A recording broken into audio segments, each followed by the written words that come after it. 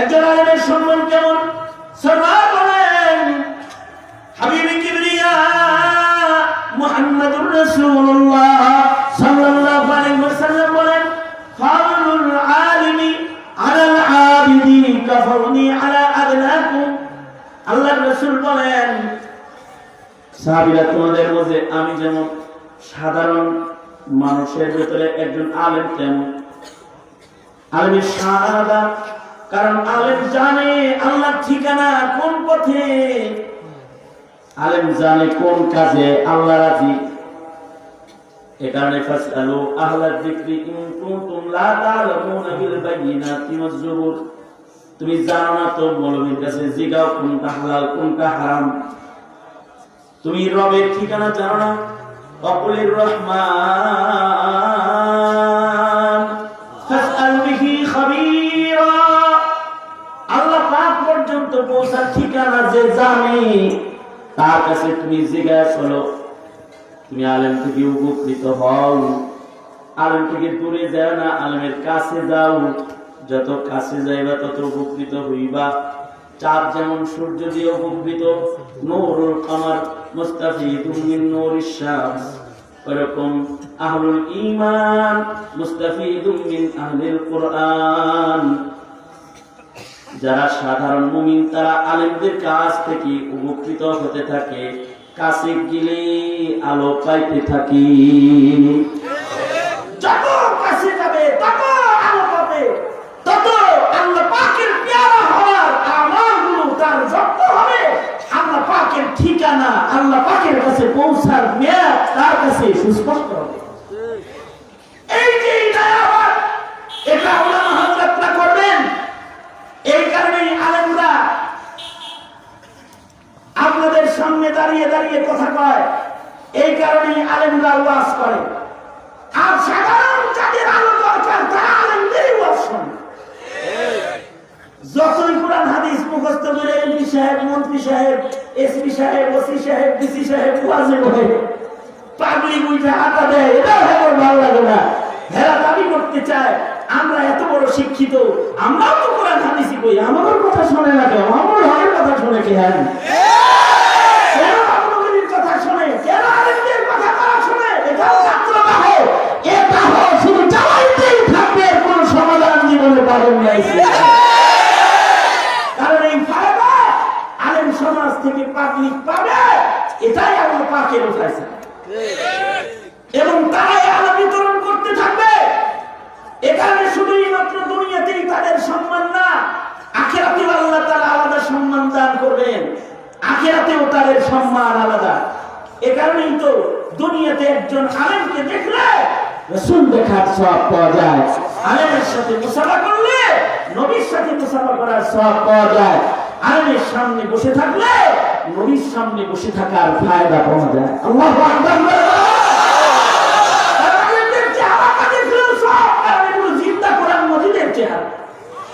কোরআন তো দুইটা, একটা লিখিত আর একটা জীবিত।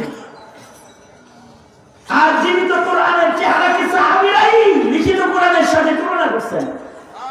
যেমন আল্লাহর রাসূল সাল্লাল্লাহু আলাইহি ওয়াসাল্লাম জীবনের শেষ সময়ে যে নামাজের ইমামতি করতে পারেন না, সাহাবীরা সিদ্দিক আকবরের পিছনে নামাজ পড়ে। আল্লাহর রাসূলের সাহাবীদের নামাজ চিত্র দেখতে মনে চায়। আল্লাহর রাসূল কান্দে ভর করে এসে মসজিদে নববীর জানালায় দাঁড়ায় সাহাবীদের দেখতেছে। নবীর যেমন সাহাবী দেখতে মনে চায়, সাহাবীর তো নবী দেখতে মনে চায়। সাহাবী বলে কি, নবী যে জানালায় এসে দাঁড়াইছে, আমি তো বুঝে আলাইছি যে আল্লাহর রাসূল পাশে দাঁড়ায় আমাকে দেখতেছে। তখন কতদিন, 2 দিন হয়ে গেছে রাসূলকে দেখি না এক নজর। নবীজি ঘরে আছে, মনটা চাইতেছে নামাজ ছাইড়েই দেখি, কিন্তু সামনে আল্লাহ তাআলা রয়েছেন। কিন্তু নামাজ শেষ করে যখন খালি তাকাইলাম, চেয়ে দেখি যে আল্লাহর রাসূলের চেহারাটা কেমন, নবীর চেহারাকে তাসবিহ দেয় কোন জায়গায়। সাহাবী বলে কি যে কান্নাহু ওয়াকাতু মুসহাফিন, কেমন যেন কোরআন মজিদের একটা পাতা আমাদের দিকে তাকায় রয়েছে, কোরআন শরীফের পাতা। নবীর চেহারা যেমন জিন্দা কোরআন হিসেবে কোরআনের পাতার সাথে, কিয়ামত পর্যন্ত আলেমের চেহারার উপমা কোরআনের পাতার সাথে। এ কারণে আলেমকেও দেখবেন তো সব পাইবেন, আলেমের কাছে বলবেন, তার ইলমের দ্বারা উপকৃত হইবেন, আলেম ওলামার দেখানো রাহনুমাই মানবেন, সহজে জান্নাত পর্যন্ত পৌঁছার সোজা ম্যাপ পাইবেন। এ কারণে আল্লাহর রাসূল বলেন আলাইকুম বিমুজালাসাতিল উলামা। কারণ আলেমরা জানে আর জাহেলরা জানে না। যে জানে আর যে জানে না সে সমান না। জানে যে তার কাছে আছে আলো,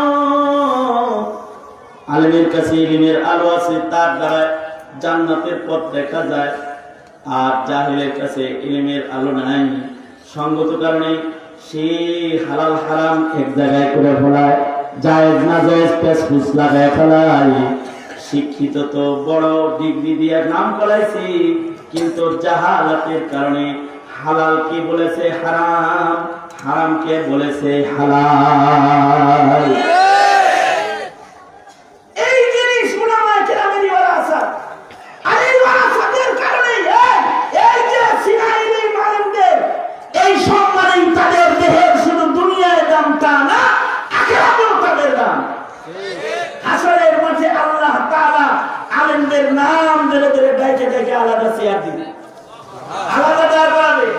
অর্থাৎ আল্লাহ তাআলা ডাক দিবে, এই নূর হোসেন কাসিমি আলাদা দাঁড়াও, এই হাফিজুল হক আলাদা দাঁড়াও, এই ফাইজুর রহমান আলাদা দাঁড়াও, এই আফারি আলাদা দাঁড়াও। আল্লাহর রাসূল বলেন ইন্নাল্লাহা ইয়াবআসুন নাসা ইয়াওমাল কিয়ামাহ সুম্মা ইউমাইয়িজুল উলামা।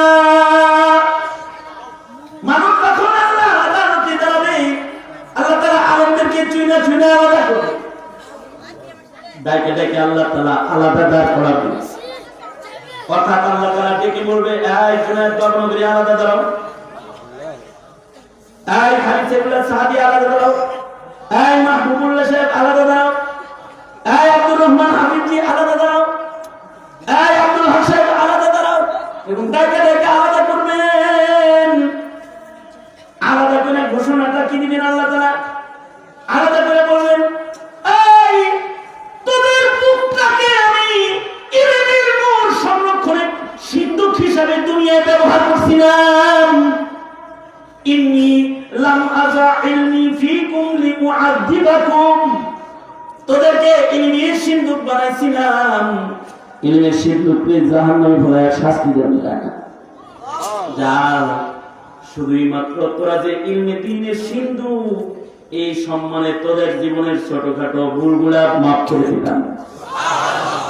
ইযহাবু কাদ গাফারতু লাকুম, মাফ করে দিছি, সিধা হাইটা খালি জান্নাতে চলে যাও। আলেমের সম্মান, এ কারণে আলেম আর গায়রে আলেমের ব্যবধান তো আল্লাহ তাআলাই করেছেন।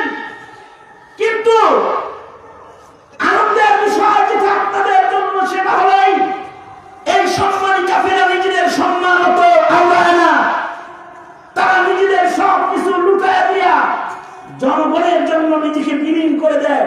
কারণ এই বিলীনটাও তাদের আন জাতের ওয়ারাসাত। তারা কিন্তু সম্মানী, কিন্তু তারা কখনো সম্মান দেখায় না। তারা অল্প বেতনে সারা বছর কাটায় দেয়, এক জামা পরে তারা বছর কাটায় দেয়। এমন আলেম আছে যার দুই জামা নাই, এমন আলেম আছে এখনো এই মাদ্রাসা কওমিয়া বলতে, যার সেরা জামা একটা জামা, তাও তালিওয়ালা জামা এখনো পাওয়া যায় আছে। আমি আমার নিজের উস্তাদ পেয়েছি এমন, যিনি রাতের বেলায় নিজের জামা নিজের হাতে ধরে। আমি একদিন তো দেখে ফেলেছি, পাশে যে বলতেছি উস্তাদ যে আমাকে দেন আমি ধুয়ে দিই। উনি বলতেছেন না তুই পারবি না ধুইতে। আমি বললাম না আমি আমার জামা নিজে ধুই, আপনি তাও ধুতে পারবো, দেন আমারে। হুজুর তখন কেন্দ্রে দিয়ে বলে কি 6 মাস হয় বেতন নাকি, আমার এই একটা জামাই আর জামা নাই, তোরে দিলে তুই যদি ধুইতে যায় টান দিয়ে এটাকে ছিঁড়ে দেশ। আমার এই একটা মাত্র জামা, এটা আমি ধুই, এইটা রাতের বেলায় ধৌত করি আর দিনের বেলায় চকচকা মনে হয় যে ভালো জামা পরে তোদের সামনে এসে দাঁড়াইছি।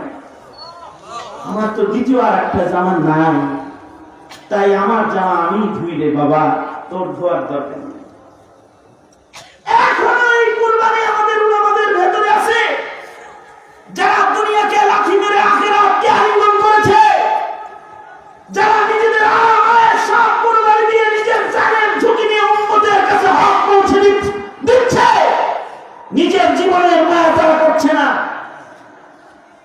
হতাশ হয়ে যাই, আমি ভেঙে যাই, দুর্বল হয়ে যাই। যখন কল্পনা করি শেখুল ইসলাম নাই, মুফতি নূর হোসেন কাসেম নাই, তাফাজ্জুল হক হবিগঞ্জি নাই, আজহারি আহমদ শাহ নাই, ইমাম আলী হক নাই, দুর্বল হয়ে যাই। দাঁড়াইবার যোগ্যতাও যেন হারা যায়, এতটা দুর্বল হয়ে যাই। আবার সবল হই, নিজেকে বুঝতেই হ্যাঁ মনে হয় তো সেই আসার সময় মনে হয় এসে পড়েছে। আল্লাহ রাসূল সাল্লাল্লাহু আলাইহি ওয়াসাল্লাম মক্কা নগরে যখন মজলুম অবস্থায় ছিলেন, আল্লাহ নবীর একমাত্র অভিভাবক যারা ছিল একের পর এক সব চলে গেল। খাদিজাতুল কুবরার ইন্তেকাল হয়ে গেল। আল্লাহ রাসূল সাল্লাল্লাহু আলাইহি ওয়াসাল্লামের চাচা একমাত্র অভিভাবক, তার ইন্তেকাল হয়ে গেল। আল্লাহ রাসূল সাল্লাল্লাহু আলাইহি ওয়াসাল্লাম এই হকের বুঝ দেওয়ার জন্য গেলেন তায়েফের মাটিতে।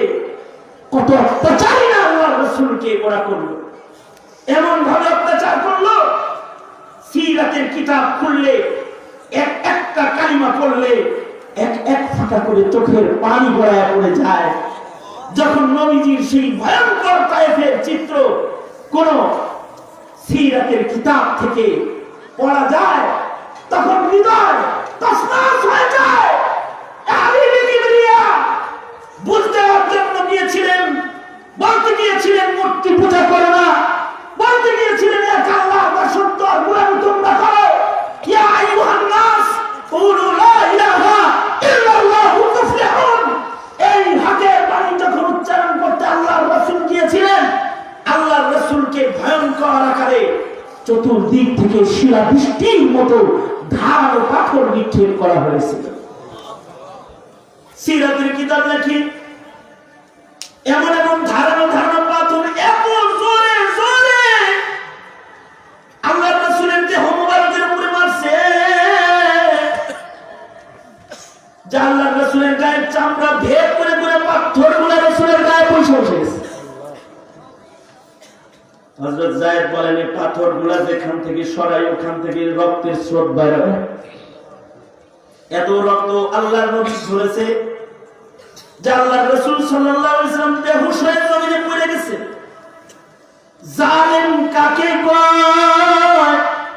বেহুশ নবীকে দাঁড় করাইছে, আবার পাথর মারছে, আবার আল্লাহর নবী বেহুশ হয়ে জমিনে পড়ে গেছে, আবার আল্লাহর রাসূল কি দাঁড় করাইছে, আবার আল্লাহর রাসূলকে আবার পাথর মারছে। তিনবার আল্লাহর নবী বেহুশ হয়ে তায়েফের মাটিতে গড়ায় পড়ে গেছেন। এত রক্ত ঝরেছে যে আল্লাহর রাসূলের বদন মোবারক ক্ষত বিক্ষত, রক্ত ঝরতে ঝরতে পায়ের স্যান্ডেল দুইটা নবী আলাইহিস সালাতু ওয়াস সালামের পায়ের তালুর সাথে লেগে গেছে। জমা বাঁধা রক্ত শুকায় এবার স্যান্ডেল খোলা যায় না। আল্লাহর রাসূলের জুতা ধরে কান দিলে আল্লাহর রাসূল চিৎকার দেয়। এতই মায়ের আল্লাহর নবী খাইছেন যে আল্লাহর রাসূলের এই রক্ত ঝরা, এই নির্যাতন দেখে জিবরাইল এসে বলে, ওগো সরকার, অনুমতি যদি দেন তাহলে দুই পাহাড়ের চাপা দিয়ে ওদের হালাক করে দিন। কিন্তু সরওয়ারে দু আলম মার খাওয়ার পরেও, রক্ত ঝরার পরেও বদদোয়া করেন নাই। এই বেবুদের জন্য হালাকি দোয়া করেন নাই। দুই হাত তুলে আল্লাহকে বলে, আল্লাহ, ওরা বুঝে নাই, যদি বুঝতো তাহলে করতো না, ওরা চিনে নাই, যদি চিনতো তাহলে পাথর মারতো না। তুমি যদি হালাক করে দাও, কার কাছে তোমার দাওয়াত নিয়ে আমি হাজির হব। ওগো আল্লাহ, ওগরে তুমি মাফ করে দাও। যখন ছিল নবী পাকের উপরে এরকম নির্যাতনের মিষ্টি প্রলাপ, ঠিক তখনই কিন্তু সরওয়ারে দু আলম নবী বলেন, জিবরিল আমিন ফেরেশতা সহকারে আসছে, আমাকে ঘর থেকে উঠায় নিয়ে গেছে, হাবিবে কাবার পাশে নিয়ে বসাইছে, জমজমের পানি দিয়ে আমার সিনাকে ধৌত করেছে। এবার আল্লাহ তাআলা নিজের কাছে নেওয়ার জন্য বুরাক নবী জান্নাত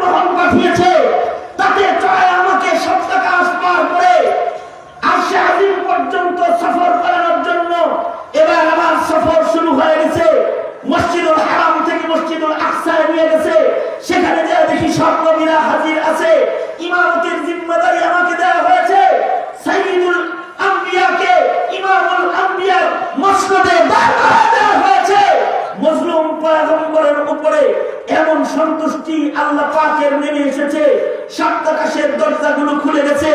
এক একটা আসমান পার হয়ে আল্লাহর রাসূল জান্নাত জাহান্নাম ভ্রমণ করে এই আসমান সফর করে হাবিবে কিবরিয়া আল্লাহ পাকের সাথে মুলাকাত পর্যন্ত করেছেন, আল্লাহর জিয়ারত করেছেন, আল্লাহ পাকের দিদার করেছেন।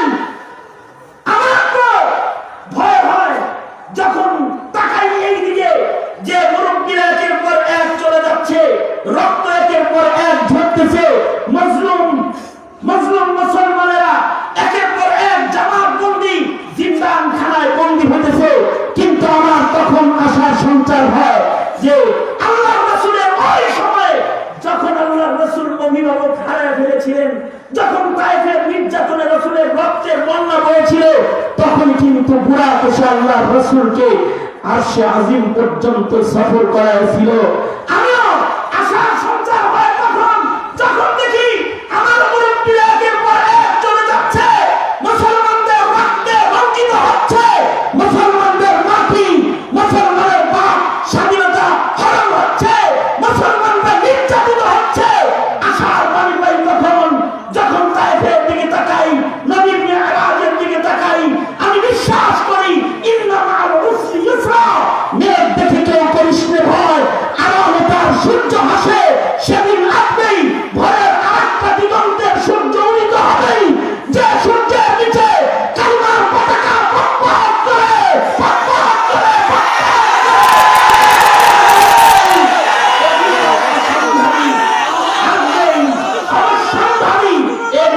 আমাদের দিকে তাকিয়ে রয়েছে। তবে সেই নিজের হাতছানি পেতে লাগবে এক রাস ধৈর্যের রাসা, যেই ধৈর্য আল্লাহর রাসূল আমাদেরকে দিয়ে গেছেন। আমাদের লাগবে সেই আমলি জিন্দেগীর সৌন্দর্যের রাসা, যেই আমল আল্লাহর রাসূল আমাদেরকে শিখায় গেছে। আমাদের লাগবে সেই ঈমানের দৌলত, যে ঈমানের দৌলতের বদৌলতে আল্লাহ তাআলা একজন মুমিনকেও বিজয়ের ওয়াদা করেছে। মুহতারাম হাজিরিন, এই সেই ঈমান, ওই সেই আমল, আর ওই সেই হারিয়ে যাওয়া আখলাক জাতিকে কে দিবে? জাতির কাছে এই আযান নিয়ে কারা যাবে? যাবে উলামায়ে কেরাম। বাতিল শক্তিকে জানায়া দাও, আলেমরা তায়েফের নির্যাতনের মতো মার খেতে পারে, হযরত জাকারিয়ার মতো টুকরা টুকরা হতে পারে, এমন ভাবে পয়গম্বর জার্জিসের মতো আগুনে পুড়ে শহীদ হইতে পারে, পয়গম্বরদের মতো তারা নির্যাতিত নিপীড়িত হতে পারে, কিন্তু হকের পতাকা আলেমরা তুলে ধরবেই। এই হকের বিজয়কে রুখার যোগ্যতা কোন কোরআনের দুশমন, ইসলামের দুশমন, বাতিল শক্তির নাই। তাকে রোধ করার মতো না। সঙ্গত কারণে হাত ভেঙে দিবেন, ঘাড় মটকে দিবেন, ভয় দেখাবেন না, ভয় দেখাবেন না, ভালো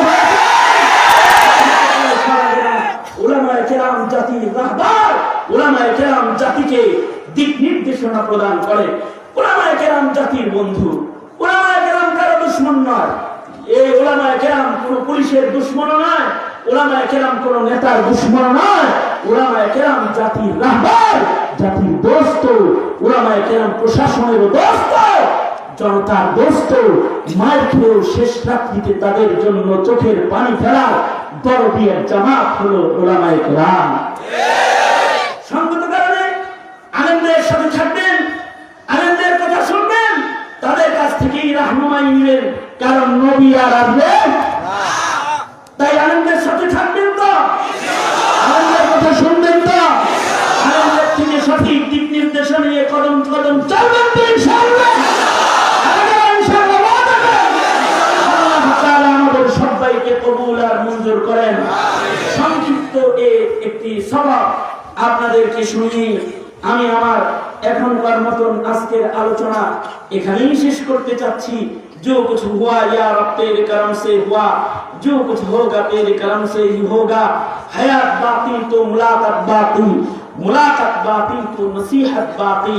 আবার হায়াতে থাকলে আবার মুলাকাত হবে, আবার মুলাকাতে থাকলে আবার কিছু দিনের দাওয়াতের সবকের নুসখা নিয়ে আপনাদের কাছে হাজির হওয়া যাবে। এই আশায় কামনা ব্যক্ত করে সংক্ষিপ্ত বক্তব্য এখানে শেষ করতেছি। ওয়া আখিরু দাওয়ানা আলহামদুলিল্লাহি রাব্বিল আলামিন, আলহামদুলিল্লাহি রাব্বিল আলামিন।